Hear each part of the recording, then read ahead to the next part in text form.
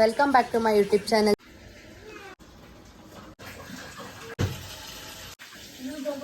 Jeshu my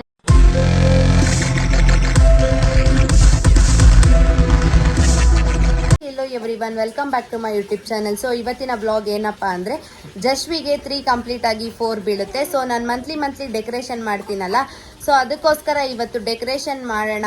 3rd month last ಅಲ್ವಾ, ಇವತ್ತು decoration ಮಾಡೋಣ ಅಂದ್ಬಿಟ್ಟು ಮಾಡ್ತಾ ಇದ್ದೀನಿ. ಆ್ಯಂಡ್ ಏನರಲ್ಲಿ ಮಾಡ್ತೀನಿ, ಯಾವ ಥರ ಮಾಡ್ತೀನಿ, ಹೆಂಗಿರುತ್ತೆ ಅನ್ನೋದನ್ನು ಈ ವ್ಲಾಗಲ್ಲಿ ತೋರಿಸ್ತೀನಿ. ಕೊನೆಯವರೆಗೂ ಈ ವಿಡಿಯೋನ ಸ್ಕಿಪ್ ಮಾಡ್ದಿರಂಗೆ ನೋಡಿ. ಆ್ಯಂಡ್ ಯಾರೆಲ್ಲ ನನ್ನ ಚಾನಲ್ನ ಸಪೋರ್ಟ್ ಮಾಡ್ತಾ ಇದ್ದೀರಾ, ಇದೇ ಥರ ಸಪೋರ್ಟ್ ಮಾಡಿ. ಆ್ಯಂಡ್ ಯಾರೆಲ್ಲ ನನ್ನ ಚಾನಲ್ನ ಫಸ್ಟ್ ಟೈಮ್ ನೋಡ್ತಾ ಇದ್ದೀರಾ, ಈಗಲೇ ಹೋಗಿ ಸಬ್ಸ್ಕ್ರೈಬ್ ಮಾಡ್ಕೊಳ್ಳಿ, ಲೈಕ್ ಮಾಡಿ, ಶೇರ್ ಮಾಡಿ, ಕಮೆಂಟ್ ಮಾಡಿ, ಹಾಗೂ ಬೆಲ್ ಐಕಾನ್ನ ಕ್ಲಿಕ್ ಮಾಡಿ. ನಾನು ಯಾವುದೇ ವಿಡಿಯೋ ಮಾಡಿದ್ರು ಫಸ್ಟ್ ನೋಟಿಫಿಕೇಷನ್ ನಿಮಗೆ ಬರುತ್ತೆ. ಆ್ಯಂಡ್ ಈ ವಿಡಿಯೋನ ಕೊನೆವರೆಗೂ ನೋಡಿ. ಇದು 3rd ಮಂತ್ ಡೆಕೋರೇಷನ್ ಬೇರೆಯೇ ಪ್ಲ್ಯಾನ್ ಇತ್ತು, ಬೇರೆ ಮಾಡಬೇಕು ಅಂತ. ಸೊ ನಾನು ಅದನ್ನು 5th ಮಂತಲ್ಲಿ ಮಾಡ್ತೀನಿ. 3rd ಮಂತ್ ಡೆಕೋರೇಷನ್ ಅಕ್ಕಿಲ್ ಮಾಡೋಣ ಅಂದ್ಬಿಟ್ಟು, ಮನೇಲಿರೋದಲ್ಲೇ ಮಾಡೋಣ ಅಂದ್ಬಿಟ್ಟು ಸೊ ಇದನ್ನು ಮಾಡ್ತಿದ್ವಿ. ಹಾರ್ಟ್ ಬೀಟ್ ಮಾಡೋಣ ಅಂತ ಅಂದ್ಕೊಂಡ್ವಿ, ಯಾಕೋ ಸಿಂಪಲ್ ಆಯಿತು ಅಂದ್ಬಿಟ್ಟು ಸೊ ಸೈಕಲ್ ಮಾಡೋಣ ಅಂದ್ಬಿಟ್ಟು ಮಾಡ್ತಾಯಿದ್ದೀನಿ. ಆ್ಯಂಡ್ ಇದು ನಾನು ಎಕ್ಸೆಪ್ಟ್ ಮಾಡಿರೋದಕ್ಕಿಂತ ತುಂಬಾ ಚೆನ್ನಾಗಿ ಬಂತು. ನನಗೂ ಕೂಡ ತುಂಬಾ ಇಷ್ಟ ಆಯಿತು, ನಮ್ಮ ಮನೇಲಿರೋರು ಕೂಡ ತುಂಬಾ ಇಷ್ಟಪಟ್ಟರು. ಆ್ಯಂಡ್ ನಮ್ಮ ಮಗಳು ಹುಟ್ಟಿದ ಮೇಲಂತೂ ನಮ್ಮ ಲೈಫೇ ಚೇಂಜ್ ಆಯಿತು ಅಂತಲೇ ಹೇಳ್ಬೋದು. ನನಗೆ ಒಂದು ಲಕ್ಕಿ ಚಾಮ್ ಅಂತಲೇ ಹೇಳ್ಬೋದು ನನ್ನ ಮಗಳು ಜಶ್ವಿ. ನಮಗಂತೂ ತುಂಬಾ ಅವಳ ಮೇಲೆ ತುಂಬಾ ಮುದ್ದು. ಅಂದರೆ ನಮ್ಮ ಮನೇಲಿ ಯಾರೂ ಚಿಕ್ಕ ಪಾಪು ಇವಾಗ ಸದ್ಯಕ್ಕಿಲ್ಲ, ಸೊ ಎಲ್ಲರದು ಮುದ್ದು ಅವಳಿಗೇನೆ. ನಮ್ಮ ಮನೇಲಾಗಿರ್ಬೋದು, ವಸಂತ ಮನೇಲಾಗಿರ್ಬೋದು, ಜಾಸ್ತಿ ಮುದ್ದಾದ ಮಗಳು ಅಂತಲೇ ಹೇಳ್ಬೋದು. ಆಮೇಲೆ ಅವಳು ಹೊಟ್ಟೆಲಿದ್ದಾಗೂ ಅಷ್ಟೇ, ಅವಳಿಗೆ ಏನೇನು ಬೇಕು ಪ್ರತಿಯೊಂದು ಅವಳು ಆಚೆ ಹುಟ್ಟಬೇಕಂದ್ರೂ ಅಷ್ಟೇ, ಅವಳು ಹುಟ್ಟೋಕ್ಕಿಂತ ಮುಂಚೆನೇ ಅವಳಿಗೆ ಏನೇನು ಬೇಕು ಪ್ರತಿಯೊಂದೂ ಬಂದಿತ್ತು. ಅವಳು ಹುಟ್ಟಿದ ಮೇಲೂ ಅವಳಿಗೆ ಏನೇನು ಬೇಕು ಪ್ರತಿಯೊಂದೂ ಹೆಂಗನ ಅಡ್ಜಸ್ಟ್ ಆಗಿಬಿಡುತ್ತೆ. ಅದೇನೋ ಗೊತ್ತಿಲ್ಲ, ಅವಳೊಂಥರ ಲಕ್ಕಿ ಅಂತಲೇ ಹೇಳ್ಬೋದು.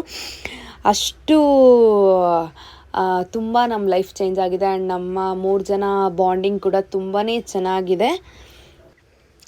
ಇದು ಸರ್ಕಲ್ ಮಾಡಬೇಕಂದ್ರೆ ಅಂತೂ ಅಕ್ಕಿನ ಕರೆಕ್ಟಾಗಿ ಕೂರೋಕ್ಕೆ ಆಗ್ತಾಯಿಲ್ಲ. ಅಕ್ಕಿ ಅದು ಫುಲ್ಲು ಬೀಳೋ ಥರ ಅಂದರೆ ಸ್ಪ್ರೆಡ್ ಆಗ್ತಾಯಿತ್ತು. ಸೊ ನಾನು ಹಂಗೆ ಸ್ಪ್ರೆಡ್ ಮಾಡ್ದಿರೇ ಮಾಡ್ತಾಯಿದ್ದೆ.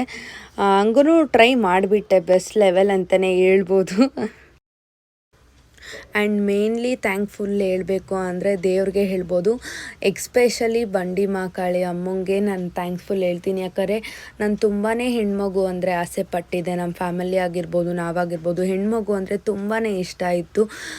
ನಮ್ಮ ಮನೇಲಿ ಮುದ್ದಾಗಿ ಹೆಣ್ಮಗು ಹುಟ್ಟಿರೋದಕ್ಕೆ ನಮ್ಮ ಇಡೀ ಫ್ಯಾಮಿಲಿ ತುಂಬಾ ಖುಷಿ ಪಟ್ಟಿದ್ದಾರೆ. ಆ್ಯಂಡ್ ಮೇನ್ಲಿ ಥ್ಯಾಂಕ್ಫುಲ್ ಬಂಡಿ ಮಹಾಕಾಳಿ ಅಮ್ಮಂಗೆ ಹೇಳ್ತೀನಿ. ದೇವ್ರೆ ನಿಂತರನೇ ಒಂದು ಮುದ್ದಾಗಿ ನಮ್ಮ ಮನೇಲಿ ಒಂದು ಅಮ್ಮನ್ನ ಕಳಿಸಿದೆಯಲ್ಲ, ಅದಕ್ಕೆ ತುಂಬಾ ಥ್ಯಾಂಕ್ಸ್ ಅಂತಲೇ ಹೇಳ್ಬೋದು. ತುಂಬಾ ನಂಬ್ತೀನಿ ಆ ದೇವ್ರನ್ನ ಕೂಡ ನಾನು ಈಗಲೂ. ಆ್ಯಂಡ್ ನನ್ನ ಮಗಳಿಗೂ ಕೂಡ ಆ ದೇವ್ರನ್ನೇ ತುಂಬ ನಂಬಿಸ್ತೀನಿ. ಯಾಕಂದರೆ ಯಾವತ್ತೂ ಆಗಲಿ ಆ ದೇವ್ರನ್ನ ಯಾವತ್ತೂ ನಮ್ಮನ್ನ ಕೈ ಬಿಟ್ಟಿಲ್ಲ, ಇನ್ನು ಮುಂದಕ್ಕೂ ಕೈ ಬಿಡಲ್ಲ ಅಂತಲೇ ಅನ್ಕೋತೀನಿ. ನನ್ನ ಮಗಳು ಪ್ರತಿಯೊಂದು ಹೆಜ್ಜೆದಲ್ಲೂ ಬಂಡಿ ಮಕ್ಕಳಮ್ಮ ಇರಲಿ ಅಂತಲೇ ನಾನು ದೇವ್ರ ಹತ್ರ ಬೇಡ್ಕೋತೀನಿ.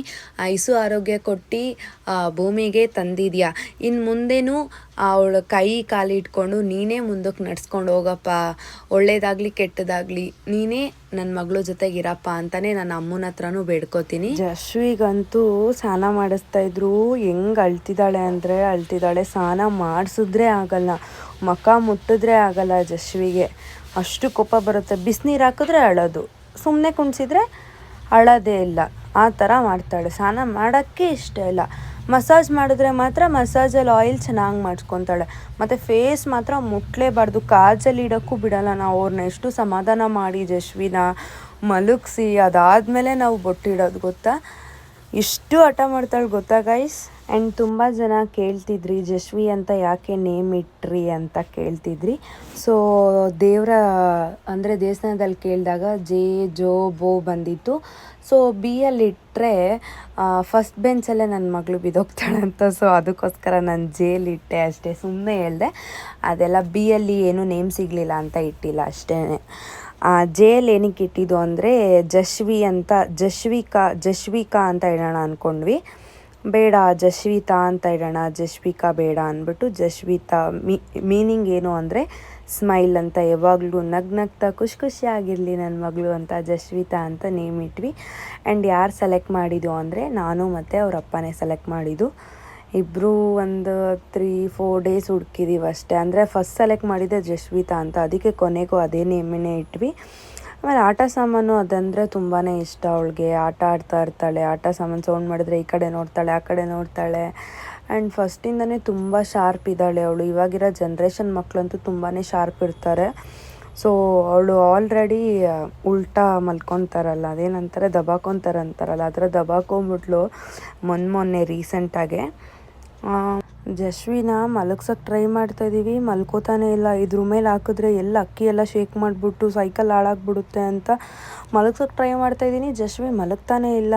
ಸೊ ಆಮೇಲೆ ಮಲ್ಗೆ ಎಲ್ಲ ಕೊನೆಗೋಳು ಡೆಕೋರೇಷನ್ ಎಲ್ಲ ಮಾಡಿದ್ಮೇಲೆ ಡೆಕೋರೇಷನ್ ಮೇಲೆ ಹಾಕಿದ್ಮೇಲೆ ಸುಮ್ಮನೆ ಇದ್ದಾಳೆ. ಆ ಕಡೆ ಈ ಕಡೆ ಅವಳ ಹ್ಯಾಂಡ್ಸ್ಗೆ ರೈಸ್ ಟಚ್ ಆಗುತ್ತೆ, ಆದ್ರೂ ಅವಳು ಟಚ್ ಮಾಡ್ತಾಳೆ. ಎಷ್ಟು ಹುಷಾರಾಗಿ ಮಲಗಿದಾಳೆ ಗೊತ್ತಾ. ಫೋನಲ್ಲಿ ವೀಡಿಯೋ ಮಾಡ್ತಿದ್ರೆ ಫೋನೇ ನೋಡ್ತಿರ್ತಾಳೆ ಗೈಸ್, ಅದೇನೋ ಗೊತ್ತಿಲ್ಲ, ಫೋನ್ನೇ ನೋಡ್ತಾ ಇರ್ತಾಳೆ ತುಂಬ.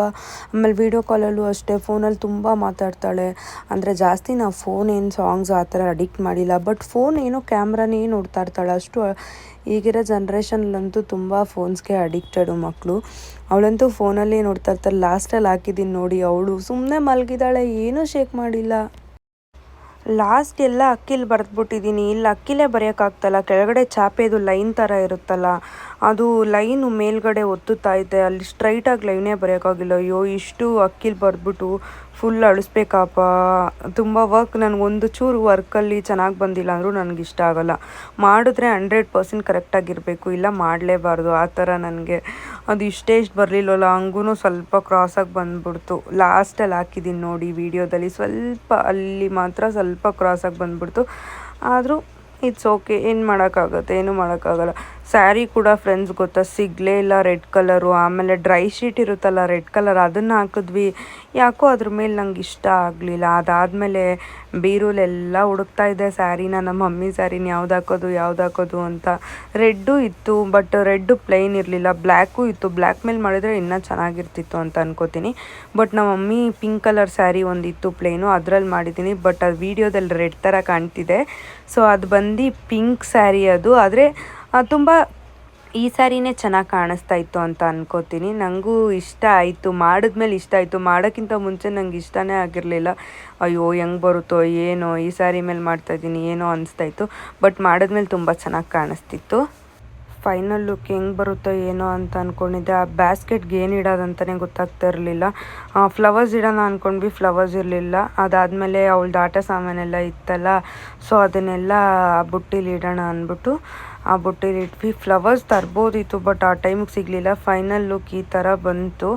ಅದಾದಮೇಲೆ ಆಟ ಸಾಮಾನು ಇಟ್ಮೇಲೆ ಈ ಥರ ಕಾಣಿಸ್ತಿದೆ. ನೋಡಿ ಹೆಂಗಿದೆ ಅಂತ ಕಮೆಂಟ್ ಮಾಡಿ. ಜೇಶು ಮರಿ ಬಾಸ್ಕೆಟಲ್ಲೆಲ್ಲ ಆಟ ಸಾಮಾನು ಇಟ್ಕೊಂಡು ಸೈಕಲಲ್ಲಿ ಊರ್ಗೋಗ್ತೈತಿ. ಜೇಶು ಮರಿ ಅಮ್ಮೋ ಬಂಗಾರು ಬಂಗಾರು. ಇದು 3rd ಮಂತ್ ಫೈನಲಿ ಫೋಟೋಶೂಟ್ ನಡೀತಾ ಇದೆ ಇವಾಗ.